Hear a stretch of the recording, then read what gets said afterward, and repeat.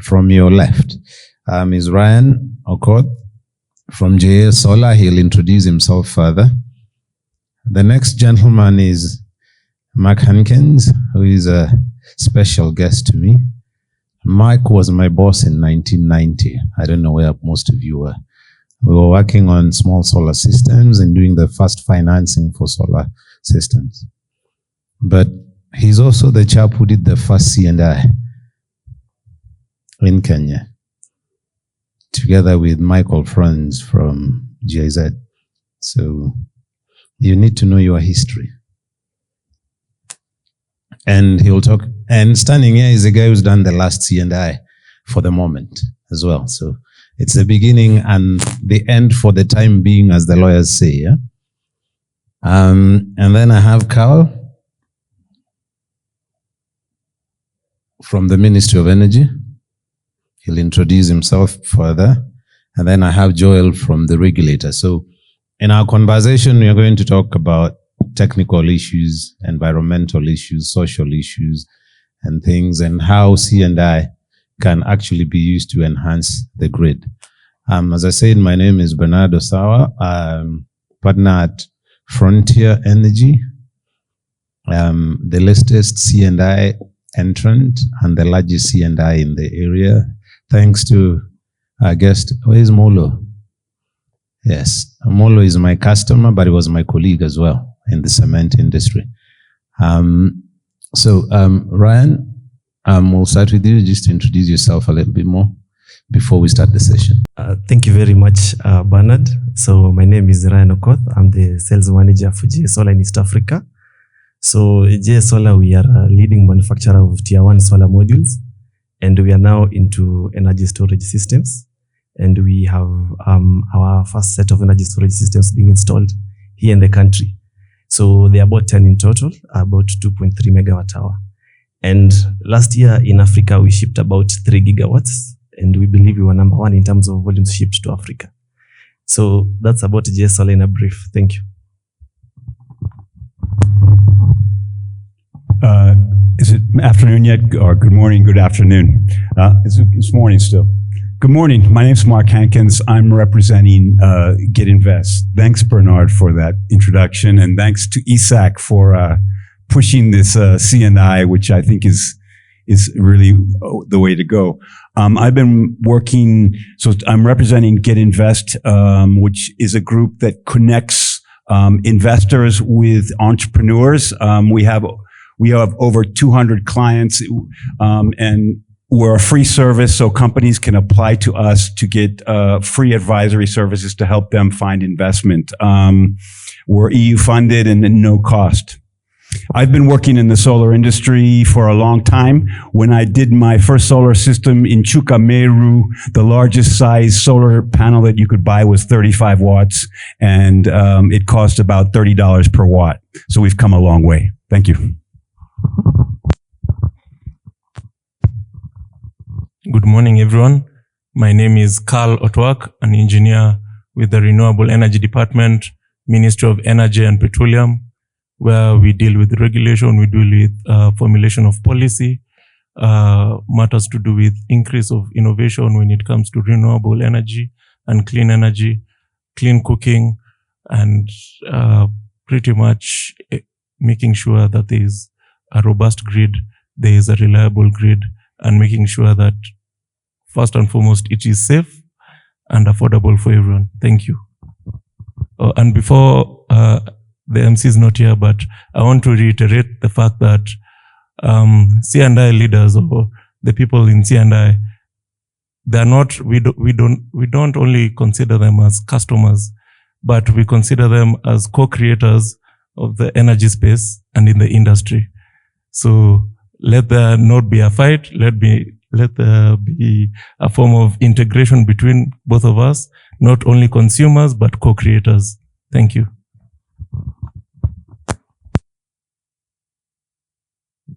Joel? Good afternoon. Good afternoon, all. Good morning, sorry. Yeah, it's just about noon, maybe 3 minutes. My name is Engineer Sutter. I work with EPRA, I'm one of the 8 regional managers. I'm based in Lodwar. We have a Northwest office there. So as EPRA, like the DG and ACID has said, we go through all the value chain from petroleum. We just added a child to the block, coal regulation. Now it has been moved to EPRA. And in this particular event, I come in as a power system analyst, a power system specialist rather, because I've done just my MSc in electrical engineering at JKUAT, and looking at the captive space and what we can do to enhance reliability is a very encouraging discussion for us. And from the regulatory aspect, we expect to pick up so many points, because these instruments that we have at EPRA are not cast in stone. These are instruments that are supposed to enable us compound, make it easier for the captive industry to adjust and fit. Like my colleague has said, the unbundling started long time ago. And I can tell you for free, no one has been ready to allow the generation to leave Kenya Power in 1989. In 1998 to KenGen, no one also has wanted to allow the transmission bit to leave Kenya Power in 2010 or so to Ketraco. So these are things that are going to happen, and in the long run, you'll realize that in the energy space, when you unbundle it's going to be good in the long run. It's only that the human nature is that we are bound to resist change, which is, even if it were you in that position, then you would be seeing that something is being taken away. But generally, it's just to increase more efficiency, more utilization, and reduce the cost of and access to energy, which is one of the very fundamental things for the human being to develop. Thank you. Thank you very much. And thank you, Sam, for setting the stage with understanding C&I and its reliability. One thing I must say is I like Carl's attitude or approach of co-creation. Unfortunately, our co-creators, is there anyone here from KPLC? Okay, welcome. And I think maybe we'll add an extra seat for you here somewhere. Yeah. But we are co-creating, and we need to understand that we need to work together. So yes, the C&I scene has been evolving. When the first C&I system was done, it was 60 kilowatt peak, the SOS one. The latest that's been done is 24 megawatt peak total. So it's the same trajectory. And so the market is evolving. Good reliability is becoming a critical issue with C&I.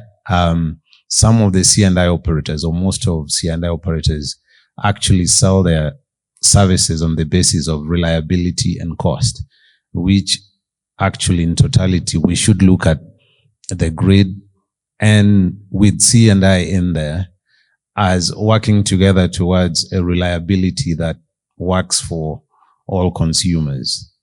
So yes, we move from 60 to 600 megawatts. The numbers are interesting. They're interesting multiples. The first one, when we started, we were at 60, now we're at 600. Interesting, that just hit me.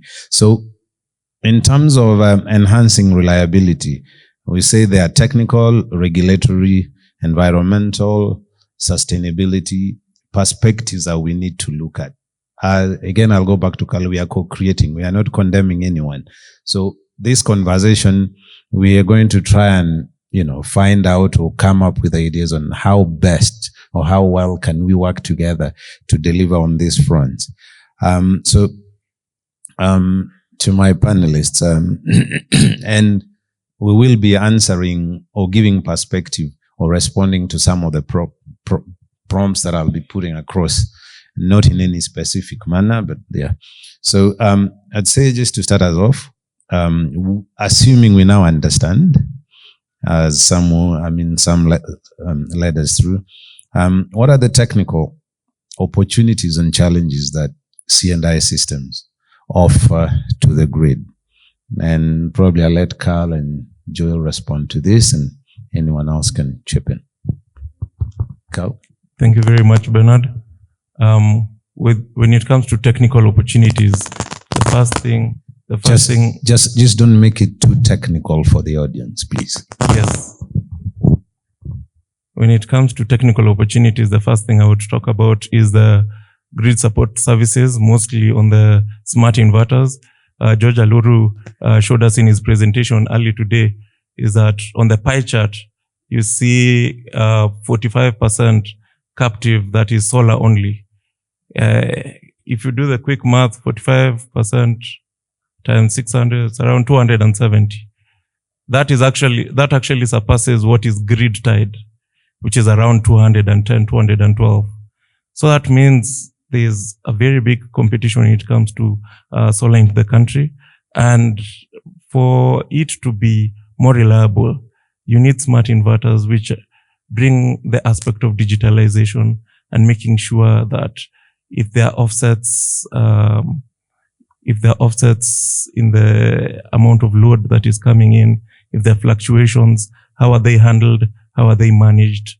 That is one thing. And the next thing I'd want to talk about is the aspect of storage. Storage is one of the technologies that is coming up at a very fast pace. I'm currently coordinating a study on private sector BESS, making sure that we bring in 100 megawatts or more into the system. And how does that impact the grid, and how does that impact the consumer at the end, especially when it comes to tariff formulation, when it comes to enhancement or efficiency in the grid. So another thing, I think one more thing I would talk about would be hybrid energy integration. You find that at the moment, most CNIs are concentrating on maybe one resource, but we need to reach a point where it can be a hybrid kind of resource, where you might have solar, you might have wind, you might have biogas combined. That way, you're also increasing efficiency, and you're also increasing the resilience that comes with it. Thank you. Poor Joel chips in. I think during the break, we were talking with Mark about storage. And Mark, would you just expand a bit on that? Storage is becoming really important. I'm just doing a 1.2 megawatt project in Nigeria, and the original budget for the project was 10 million, and the price, because they wrote the proposal in 2023 and it got funded then, but by the time we implemented the project, the price of batteries had dropped about 50%. So we've saved $3 million on that project.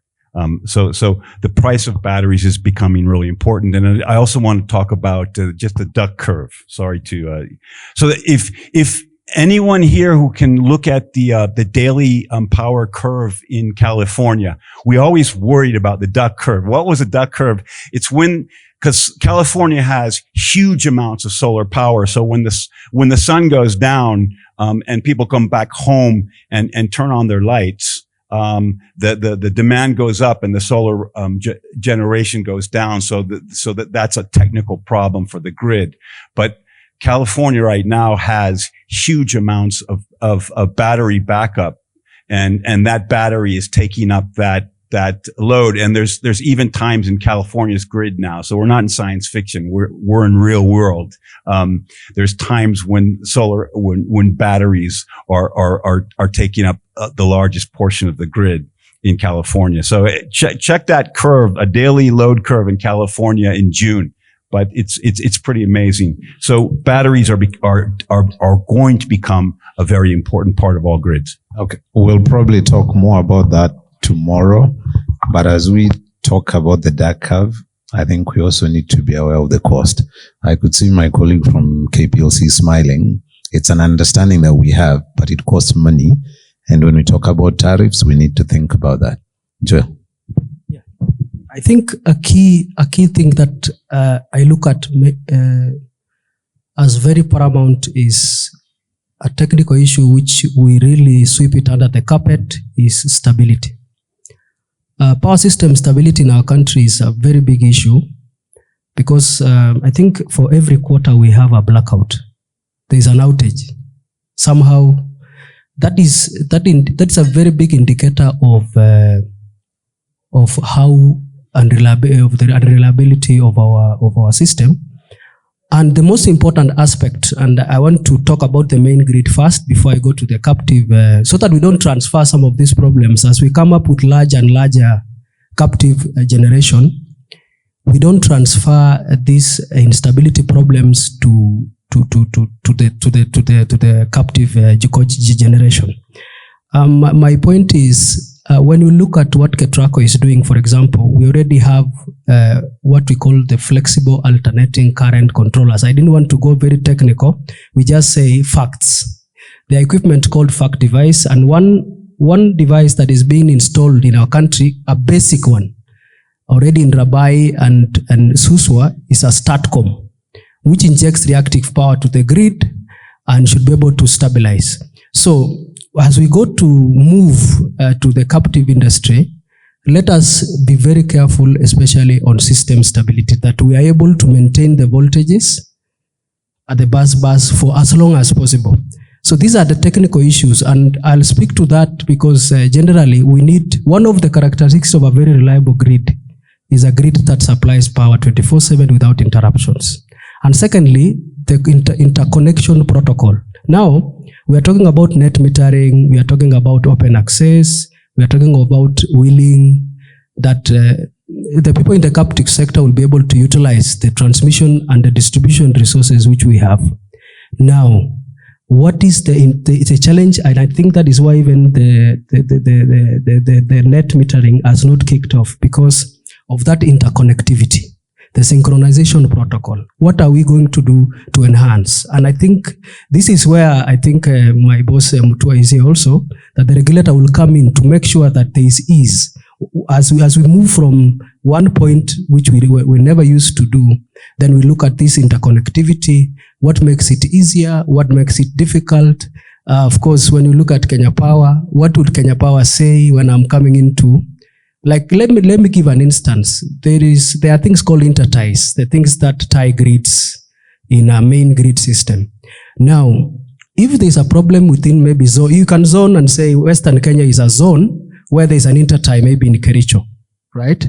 And there are huge problems within that, of course, we know the western side of this country has had issues with low voltages, and there's what we call normally voltage collapse in that area. Now, if we put an intertie in Kericho, for example, that will be able to enable us to isolate this part of the system, and there's a captive guy in Sichei, for example, is doing a captive geothermal plant in Elementator. That's a closer place. There are huge challenges with the water hydros in Sondu and Takwel that they cannot really support the western side. Now, is the captive person able to support the western side of the grid, so that when you look at this interconnectivity, it becomes a very complex issue for us to navigate. It becomes a very good conversation for Kenya Power now. They will never be looking at this captive person as a stranger, and it becomes a partner. So this coexistence thing is something that we need to advance as a country and look at the key issues, the interconnectivity as a technical, how are we going to ease this? So the protocols. So that's where now we come in, and of course, as a regulatory aspect, EPRA now will play a role because it's a neutral party to ensure that the players coming in also have an easier way to navigate. Thank you. So, thanks for that, Joel. And I think one of the things I will pick up, we'll pack it for now, is the planning aspect, the visibility of the C&I systems vis-a-vis the planning of the wider grid. How do we relate that? I'm not sure at the moment who's doing that, whether it's EPRA or KPLC, but I think we can pack that for the moment. Moving on, what are the regulatory and licensing considerations that need to be looked at if C&I is to effectively contribute to grid stability? I'll give that to Joel and Carl. Actually, they are. Thanks again. I think when I looked at this, we are currently improving that's why I said these instruments are live. We are currently working on three regulations, which improving the ones which are existing on electricity supply, reliability, and the rest. So we are also encouraging, because you are very important stakeholders, to participate in the public participation, which I think one is coming up next week. I hope you are aware, so that we participate completely. And I think the most important thing which I'm picking up now is that this interconnectivity, we need to have guidelines and develop standards to ensure that as you come in, you're able to just sync. So that this is an area a bit we need to move a bit more faster, as I think as a regulator, to develop the interconnectivity guidelines to ensure that as the more captive industries, captive generation technologies are coming in, they are able to join very fast. And another area is that the capacity, a very important aspect, because we license these people who work on these systems, is that we need also to see whether what we have now in terms of electrical workers support integration of large systems, and whether we need to improve. There is a questionnaire we are putting across to all electrical workers to see the areas where we need to improve. Especially we have been dealing with mainly domestic installations and low voltage supplies within the KPLC. But now this, as we go ahead, we need to look at the capacity that we have and how best can we enhance in terms of the capacity of the technicians and the engineers who are going to work on these interconnectivities, and whether we need to improve our licensing processes and check whether what we have is enough, what we need to improve, which is a very key factor at EPRA. So maybe I would ask Carl to add something. Yes, thank you very much. There's this animal called DER, Distributed Energy Resource. But at the same time, the system operator is something that is centralized. So you see there's an issue between a centralized system and a resource that is distributed. How do we couple the two? We need to have systems or standards put in place. Most probably the grid code that needs to be refined and adopted to see how the system operator and these distributed energy resources can be aligned and maybe increase visibility and control. I think that's the only thing that I can add when it comes to regulations. Okay, thank you. Moving on. So my next question is going to be to Ryan and Mark. What are the environmental and sustainability benefits that C&I systems can offer while supporting grid stability? Ryan? Okay, so C&I energy sources, mostly solar, is of course renewable. And like I mentioned in my introduction, we are having projects across the country, about 2.2 megawatt hour of battery storage. And all these projects across the country are replacing or are working together with the generator. And the generator is coming in as the last resort because of how all the system is wired to work. So of course that reduces on greenhouse emissions by that. Another point is, by C&I, particularly solar energy, is a form of distributed energy resource. So you produce it at site where you consume. So that need for a long transmission line to take it from point A to point B is not there. And I think as a result, you don't have any transmission losses. So that improves on efficiency, and when you improve on efficiency, consequently, of course, also there's reduced greenhouse gas emissions. Another point I need to talk about is also you find that the transmission lines have got very big environmental footprint, which takes away a large piece of land that would be otherwise agriculturally productive. So through C&I systems, you don't have such an effect. There's something I've just learned about called peak shaving, and if you have a CNI hybrid system that has got battery and has got an intelligent inverter that works to reduce on the intermittency of the grid. So this storage typically comes in, say, in the evening when the grid used to be, when there's peak demand traditionally. So this helps to reduce the peak demand and consequently reduces the strain on the grid and the need to have like a new grid for that. So I'd say the benefits are quite a lot, but I can let my colleagues expand more about it. Thanks, Ryan.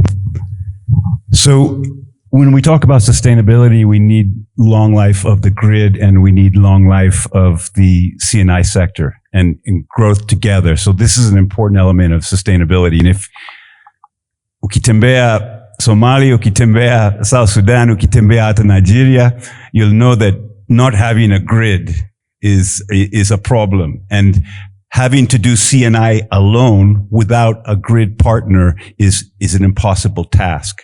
So we have to recognize that however much we want to put down Kenya Power, sometimes we have a pretty good power system in Kenya, and we need to build on that. And so sustainability talks about codependence of those two. So we need and that codependence means that they have to have roles, and they have to sort out what their roles are. So and they have to have a plan, and C&I needs to be part of the plan, and it needs to have a defined role.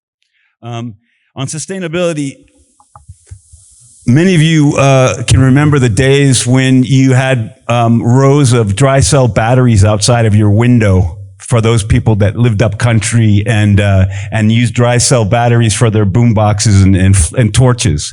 These days, we don't have dry cell batteries anymore, and we don't use and we've virtually eliminated illumination kerosene. So when we're talking about reduction of fuel use, that's happened with off-grid solar.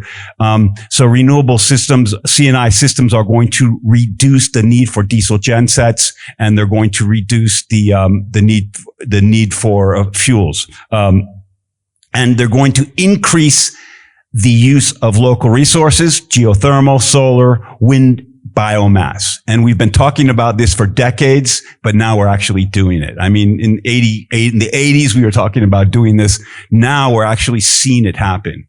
I mean, Kenya is one of the top 10 geothermal countries in the world, so we're on the map there.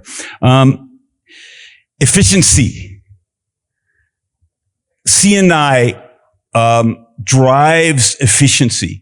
If you are running your own plant, you are paying attention to how much electricity you're using. So, and your C&I provider is trying to help you get there. So energy efficiency is always cheaper than having to buy electricity. And so C&I drives energy efficiency. And then the final one is financial sustainability. We need to think about, it's not just environmental sustainability, it's financial sustainability. And when we bring in C&I players into the market, we're bringing more money into the market. And what we're doing is we're saying we don't have to put this all on KenGen and KPLC. We're bringing in other investors. What we do at Get Invest is we brought in several €100 million of funding for renewable energy projects. So financial sustainability means bringing in money from other sources, so it's not all on the back of governments and parastatals.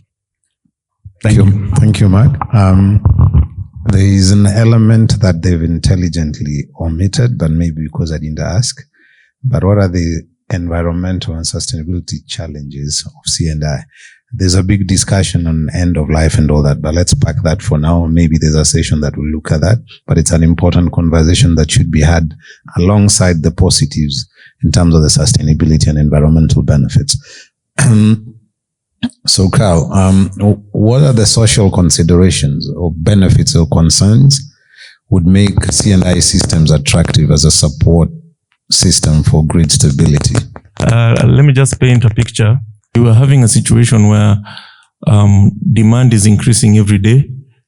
yet you don't have the generation capacity for it. What do you do?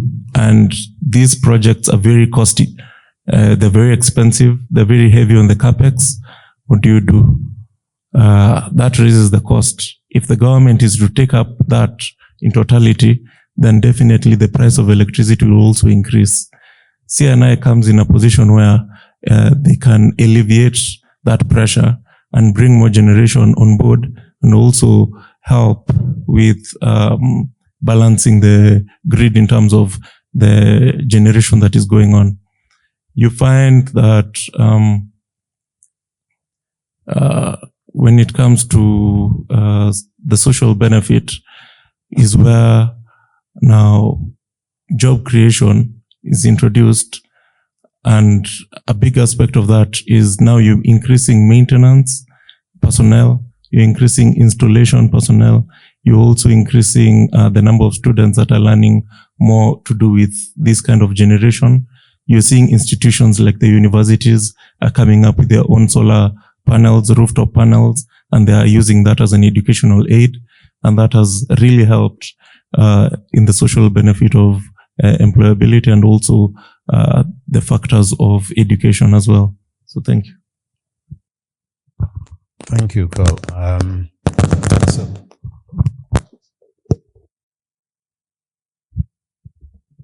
So for the next question, I want all of us to pay attention, because whatever they're going to say is important to each and every one of you. So considering the conversation we've been having, now I'd like my panelists to say what would be the strategic advice or recommendations you'd give to one, the policymakers here. You can give it to yourself as well if you're a policymaker. Regulators, we have them here. You can see Daktari working out. And just to the project developers and the investors as well, and everyone who's trying to support the C&I industry. We've got, pieces of learning and advice. So probably starting from Ryan, what recommendation? I know you want to sell more, but yeah. All right. Thank you very much. Yes, and I like the way the conversation is going. It's more about coexistence between the CNI products and the traditional energy generation sources. So I think digitization is one key recommendation I'd like to put across that can be considered, because then this will help if it is the grid operator or whoever is in charge of balancing the energy sources. It can be easy for them to try and balance all these systems to kind of prevent this intermittency from affecting the grid. And there's something called virtual power plants, and I was seeing an interesting setup of this in Australia. And this is they've brought in this as a way of also trying to enhance their grid reliability. And of course, third, there's this we're seeing most of these plants that are currently existing in the country. I think there's a government regulation that now enforces you need some form of energy storage, and we are happy as suppliers, because the opportunity is quite huge. If you know JS Solar, we've been traditionally a solar module manufacturer, but due to the opportunity that exists now in energy storage, we had to step in and now also support the grid in terms of stability and all that. Yeah, thank you. Mine, I'll just keep it short. I think we need, just as I said before, we need a plan, and we need to make good plans. And I think Kenya government's pretty good at doing that. We need to sort out the roles. So we need to say who's going to do what. And then finally, we need to make sure that they get the job done. And it doesn't start with the plan. It starts with getting the job. It ends with getting the job done. And if we talk about, just as an example, because I think one of the policy failures for the CNI sector we've had so far is net metering. Net metering was on the book several years ago, and there was a good plan. Did they give the right roles to the right people? Are the right people executing net metering? There's going to be other sessions to talk about that. But I would say that maybe the right people aren't executing it. And did we make sure that it got done? We haven't yet. Thank you, Mark. Carl, good advice to yourself and everyone else.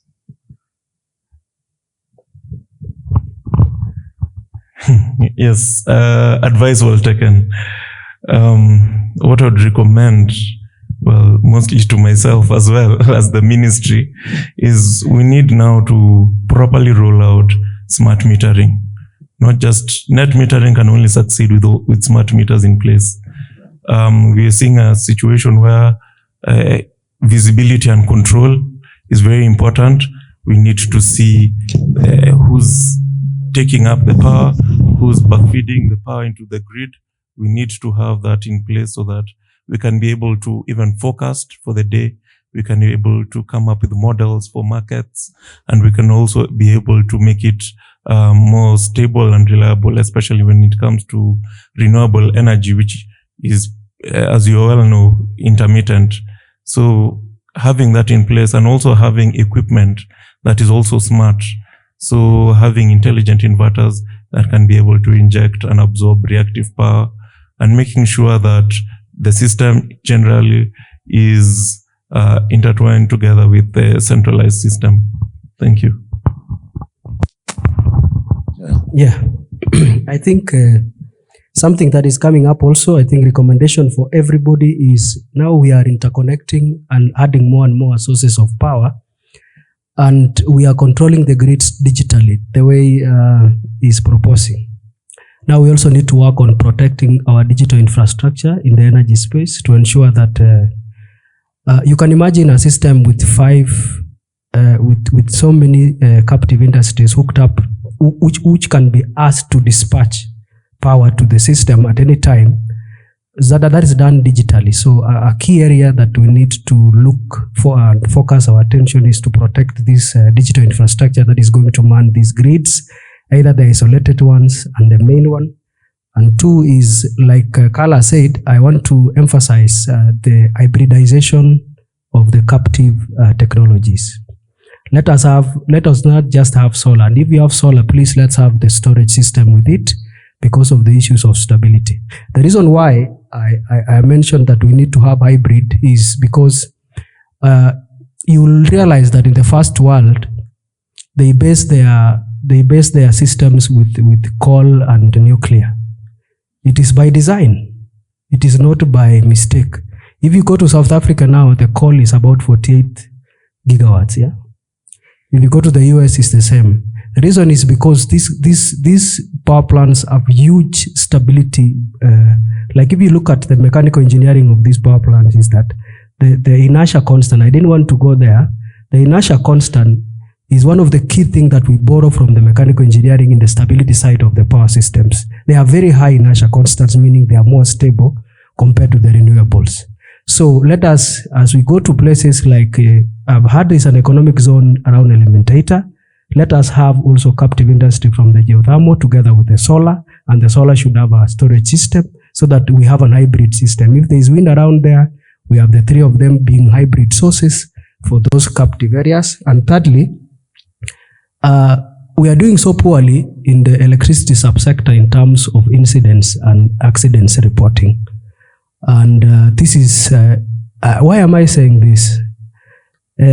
For us to improve and learn from events that have happened, let us report these incidences, because it will enable us to get recommendations and devise ways in future on how we can deal with such situations and stop them not occurring. It's a way of also like a way of doing research on how to cap, because some of the incidences or accidents that happen in the electricity are so fatal, and they are very good learning points. So I encourage people, if you see an incident, of course, sometimes the blame will come to you, but there's a way you can report the incident without getting the blame. So thank you. Okay, thank you, Joel. We went to recommendations, but there's a flip side that we need to look at. But before we do that, Joel has just reminded me, from his statement. As much as we are sharing ideas, we are learning. So, Panina, the next quiz is how many new words each person, new terminologies in each person has learned. The inertia constant is one of them probably. There's probably many more, but yeah, let's get there. So, we've been talking about the good side, the contribution, all that of C&I, but there's also the flip side, the stress on the system and all that we are actually live issues that we are dealing with. So to my panelists again, what are the main, or what would be the main challenges posed to the grid by the proliferation of C&I systems, because there's many coming up rapidly for various reasons. So the challenges posed to the grid, and how can this be cured to ensure sustainability of utility infrastructure? Because remember, KETRACO, KPLC are busy building lines to transport power. We are busy supplying power on site. Operations in terms of national control, say for example what KPLC is doing, and also to the quality of service. We know our pitch has been better quality of service, better quality power, but what will be the implications or the challenges to the grid posed by what we are happily doing? We have to be real. Yeah. Who's going to take that first?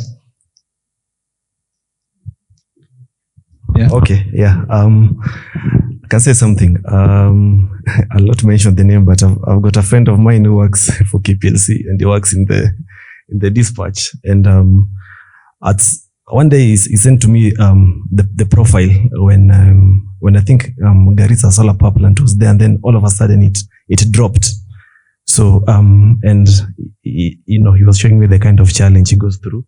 So of course the biggest challenge is intermittency, because the renewable energy sources are intermittent, and one of the ways to cure this is for every solar power plant, for example, to have an energy storage system.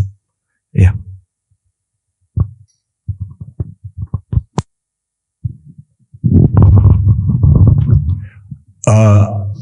My view is that in the West, there were predictions that the intermittency of renewables was going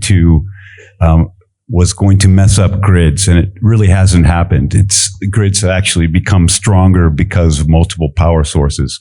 So in my view, let's not blame the problems of the grid on C&I.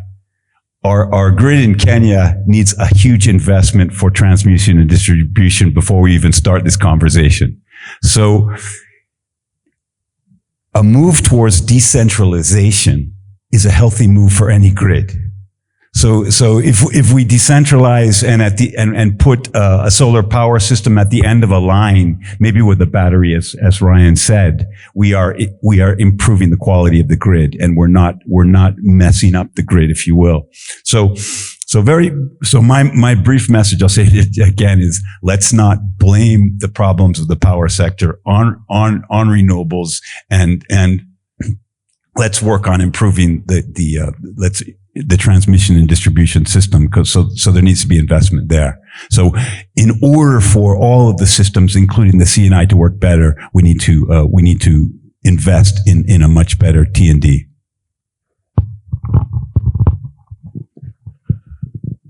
Yes, so I would talk about where to put these resources. The grid, as we speak, is currently congested. We currently have approximately 10,000 kilometers of line. We want in the next couple of years to double it. But before that, we have to look at where these resources are placed. Before any resource should be put, we need to look at the location. You need to do a grid study. You need to be able to see how much will you be injecting into the grid, and how much is it impacting it, whether positively or negatively, so that we don't have a situation where one line, which is supposed to maybe carry 300 megawatts, is now carrying 400, and then now leading to more problems when you're talking about the grid. So site location, favorability of the land, and also how that resource can impact the area around that. So that will help in reducing congestion. Thank you. Thank you, Carl. Joel? Yes. When now we start the net metering, the interchange of power between KPLC and the captive industries, the challenge will be the billing, I think, and that is why that framework is taking long to happen. So we need to look on how we become competitive, the tariff that is going to be used for net metering, to ensure that everybody benefits. And secondly, an issue of safety. Those devices, the inverters, the protective devices that we are going to use for interconnectivity, and the safety of those captive installations is going to be a very big issue to ensure that as we deploy, we engage the competent personnel who are approved by the authority to ensure that we have safe installations. So that's an area where sometimes we have, in this country, and let's be honest, most of our local or domestic installations are done by people who are not qualified. And that is a very dangerous, nitaita mtu ya waya, akuja fix breaker. The guy gives, anaweka breaker yenye is substandard or not good quality, then you have incidents. So those are the main things. I think for the billing of the net metering, that's an issue I think which needs to be solved for the system to work, and also to make sure that we do safe interconnections. Okay, thank you, Joel. We do not have monopoly of ideas or knowledge. I'd like to throw these to the plenary, and if you have questions or comments, please let's take that. Can you have some microphones? My question is around equity. As more and more installed capacity becomes available, then I foresee a situation where those of means build out what they need and then stop drawing capacity from the grid. And then essentially what you have then is that the grid becomes the poor man's only means for connection. So there's reduced investment for that. So how do we then make sure that as all these other investments are happening, we maintain some sort of equity to make sure that those people who currently may not have a lot of resources don't get cut off by those guys who are just building out their own stuff and then isolate themselves? Thank you for the presentations. My name is Brian Misheni from Kenya Power.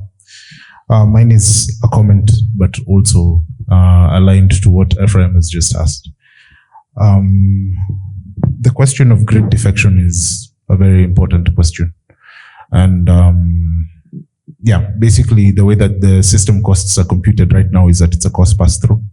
So every single player in the energy sector comes up with the revenue requirements. I'm sure Engineer Joel knows about that part quite well in the tariff review. But now when you talk about specifically coming to the last question that you asked, there's two technical challenges and one financial challenge. The financial challenge is tied onto the grid, into the question that Ephraim just asked. In that grid defection means that there's a smaller pool of energy that you can spread over the system costs over. So for instance, if your revenue requirements are 10 billion in terms of what you need for the overall energy system, and it was 10 billion units, it would be 1 shilling per unit in terms of the cost pass-through. But now if it's reduced to the point that the grid is actually consuming, that consumption from the grid is less, then the cost of that cost pass-through might go higher. And energy burden is a real problem that we face in the country because of the economic conditions.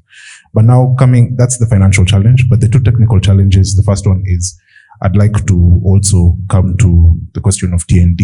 TND is not the main issue. Actually, C&I really helps the TND. The main issue is frequency containment and inertial dilution. We have significant inertial dilution from the integration of inertial systems. That's wind, solar. And for some of the legacy plants, especially when you consider the Kenyan system, what we rely on for spinning reserve is mostly the hydros. But the hydros are not configured to deal with solar and wind in the same way that solar and wind needs to be dealt with. So Ryan also pointed out that the use of batteries is imperative for that, and that's one of the reasons why Kengen is really interested in deploying that. But the second one now, the safety issue is actually a really big issue.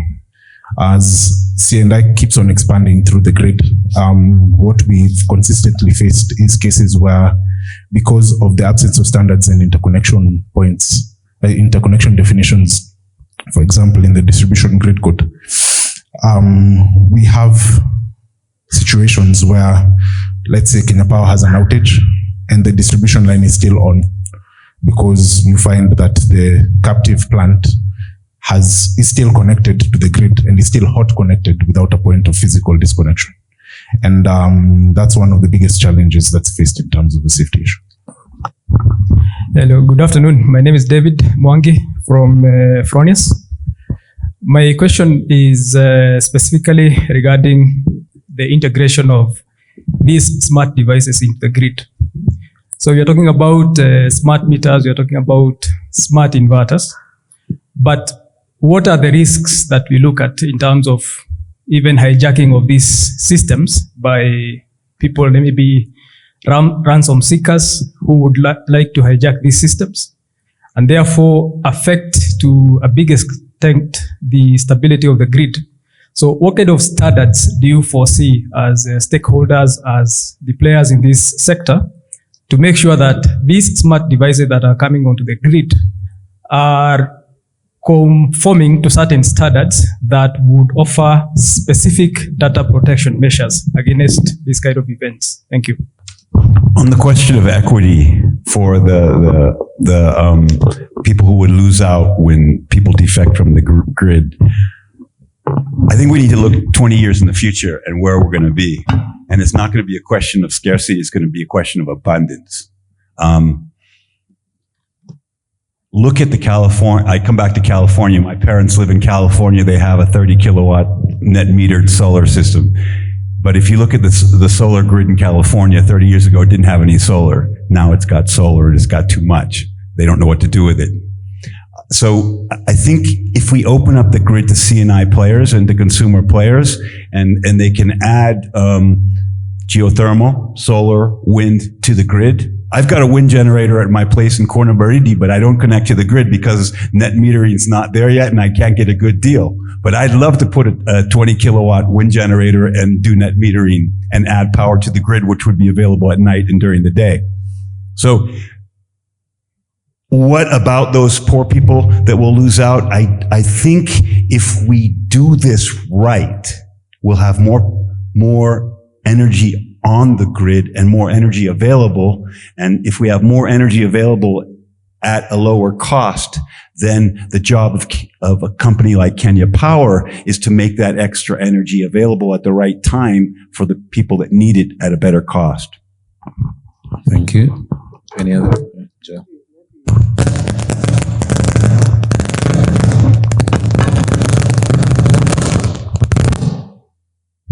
I think I agree with the guy from Kenya Power that there will be frequency issues, and that's why I alluded to the fact that the interconnectivity of these captive power plants is key, so that they might meet synchronization protocols. That is very important. And I think on the issue of equity, let me just still address that.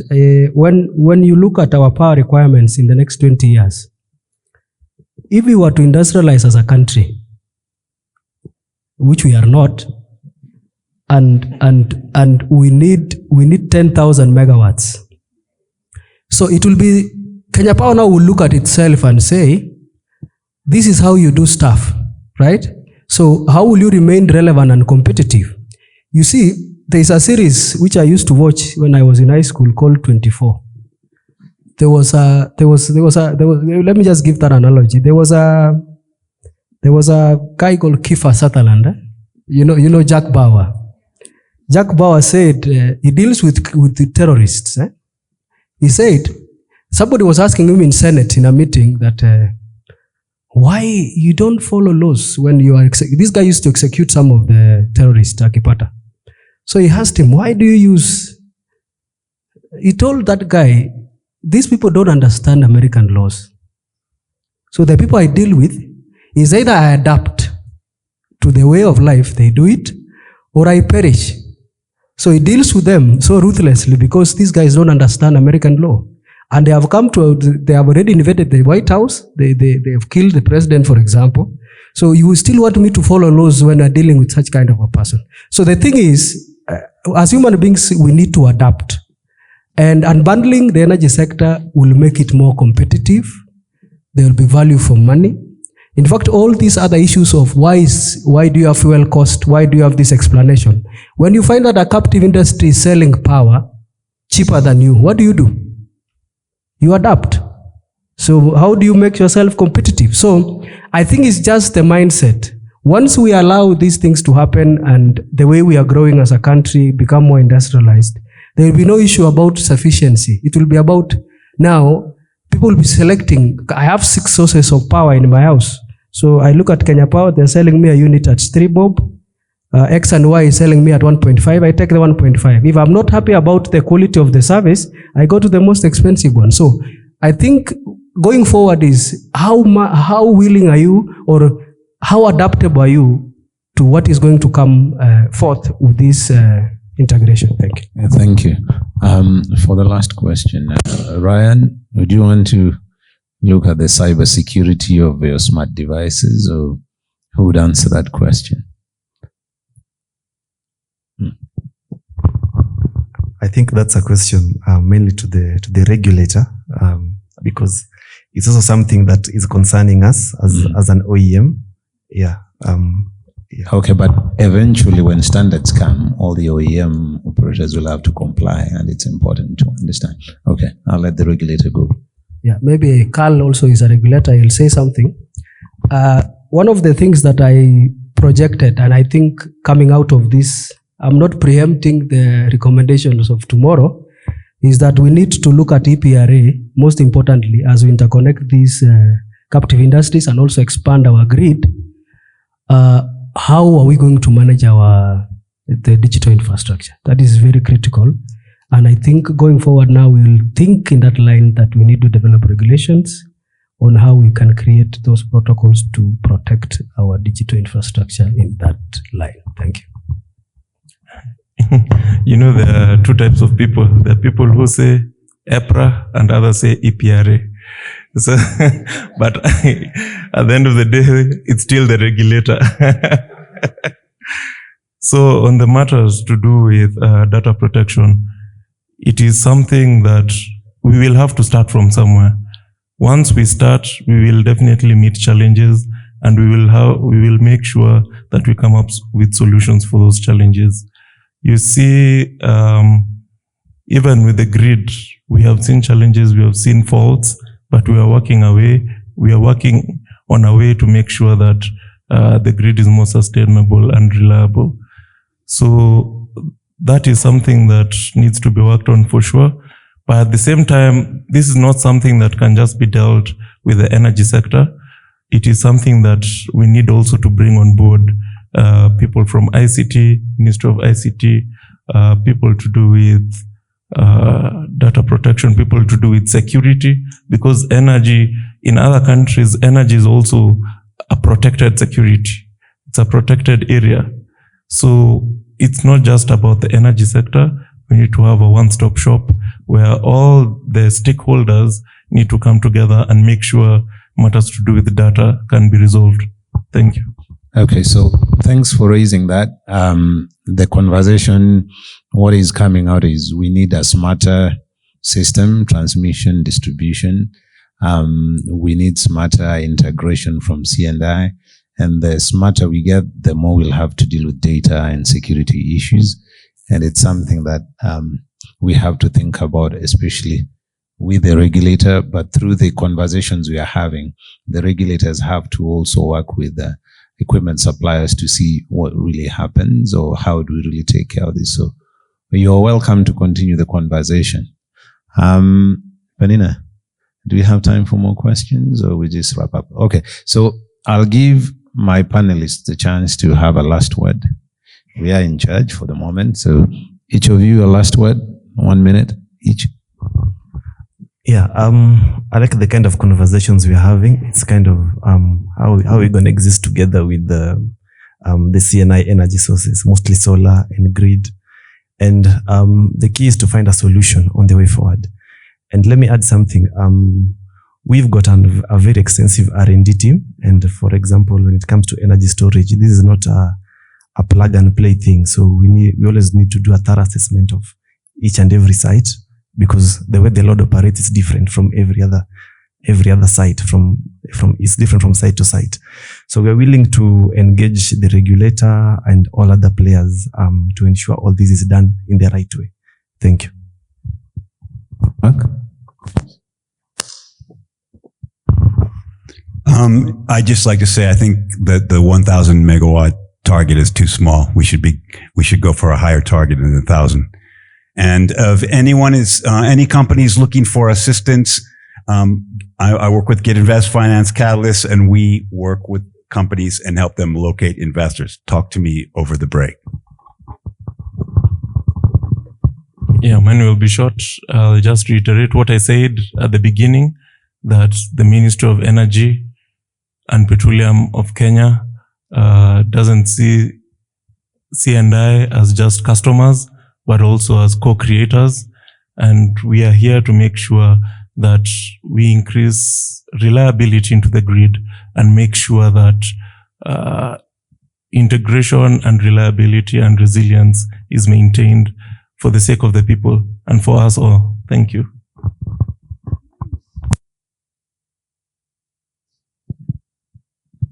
Mine is quite simple. We're a society that do not do research. I think we are very guilty as charged.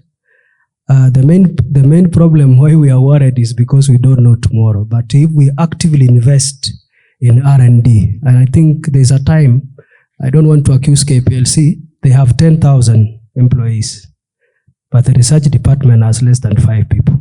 No, that's just an example. So I think the most important thing for us is, let us go with the technology and the trend. Invest in R&D so that you are not worried what will happen tomorrow to the inverters, the smart meters. You are in phase with these technologies. Once you are in phase, I think there will be no any worry. Thank you. Okay, thank you very much, gentlemen.